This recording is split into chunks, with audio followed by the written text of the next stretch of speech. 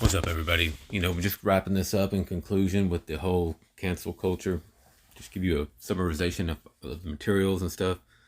It's not necessarily that these things need to be banned or have somebody's offended by it or the portrayals of anything, because it's like the potato head thing.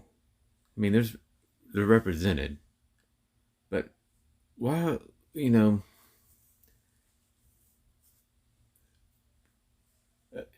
it just has a really make a whole lot of sense.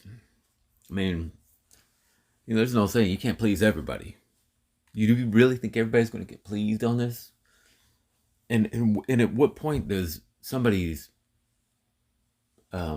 satisfaction or being happy doesn't count? And how does one preside over that?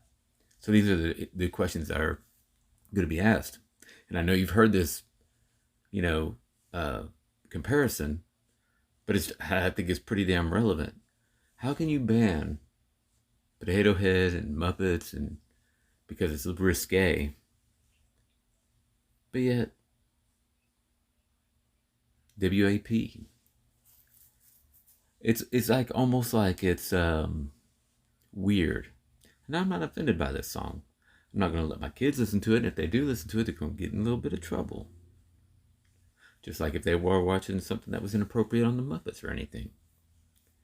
But with this put it in motion, you have to be prepared for the people to start digging, because there's a lot of things out there that should probably be yanked off based on the selections that were made. And I don't know who makes the selections, or if there's like I think, in all honesty, I think something like a decision like that, like I said, I don't know who's making the decisions or whatnot, but I think something like that needs to be actually not voted by the government, not by a certain person, but publicly. If you have enough public, like X amount of public, like a petition to remove it, then it should be viable. I don't think people should just be like, oh, that person doesn't like that. You got to take it. You got to, you know, somebody's at the football game. Hey, somebody doesn't like your shirt. They don't like wool or whatever it is that you're wearing. Could you like get out of here or take it off? We need to have a consensus. We need to come together, and that's a message that anybody that has a brain has been saying for a long time, like Dave Chappelle. I mean, this is going to end up, and I just don't see it ending up in a good place, because for one, I don't like my decisions or my, somebody telling me that what was some kind of something to me that wasn't interpreted as that is something bad. And let's discuss that. Like this guy, he needs to be gone. But I grew up reading his books and watching the cartoon. It was a blatant rip off of like kind of a Bruce Lee character. And but was there some overtones? Of course there was. Of course there was. But regardless, based on the analysis of and the views of what I understand of the Warner Brothers characters being removed, and Dr. Seuss and all that. Dr. Seuss was kind of the publisher issue thing, but that's all. I don't know either about that. But this guy falls into the guidelines. You're gonna be surprised. I could literally just keep stacking them and stacking them, but it's not gonna do any good to bring out all the stuff. They tell you that it needs to be banned, because it's probably not gonna get banned, and I don't know what the deal is, because a cartoon from 60 years ago. I mean, who's watching that anyway right now? Who's throwing Pepe Le Pew on, right? What about like the positive stuff, but it's definitely overtones as like the 80s? Did you know that guy right there? That's the Black Autobot.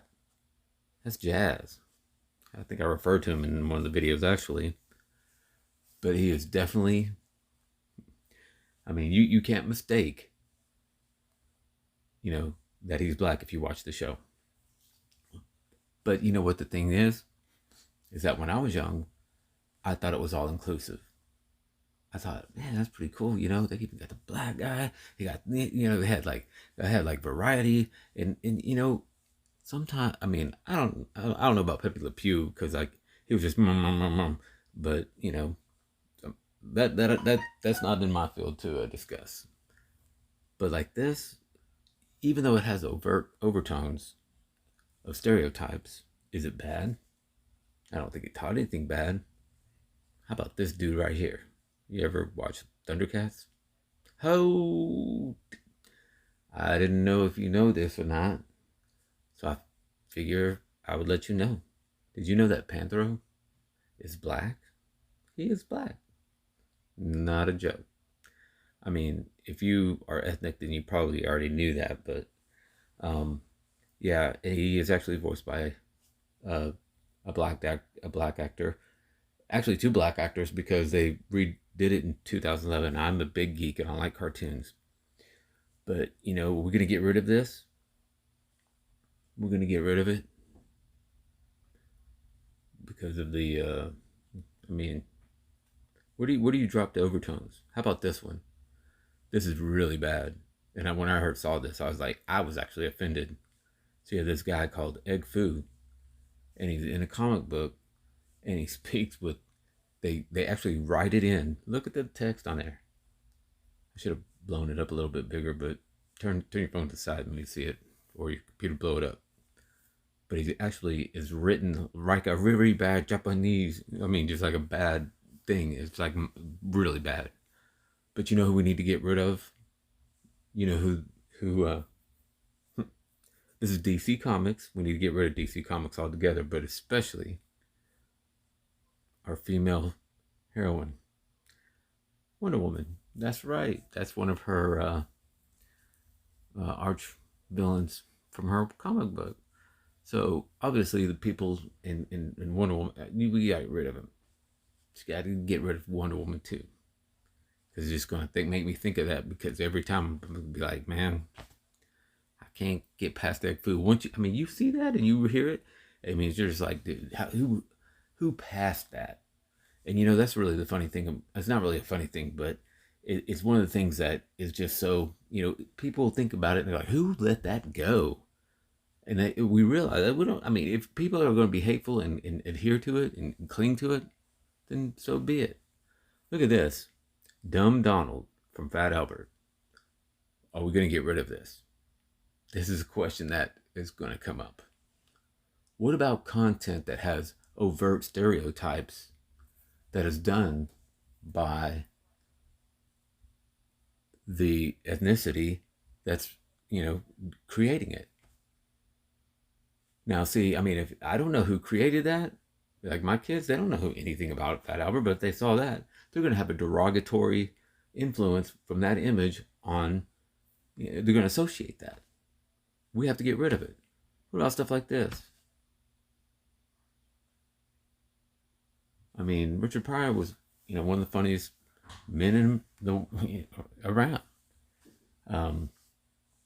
But on this kind of content with racism is brought up, and you know, you have the situation where, I mean, even though he was participating in a lot of the stuff, and people were aware of it, nobody really had a problem with it because it was in the name of comedy.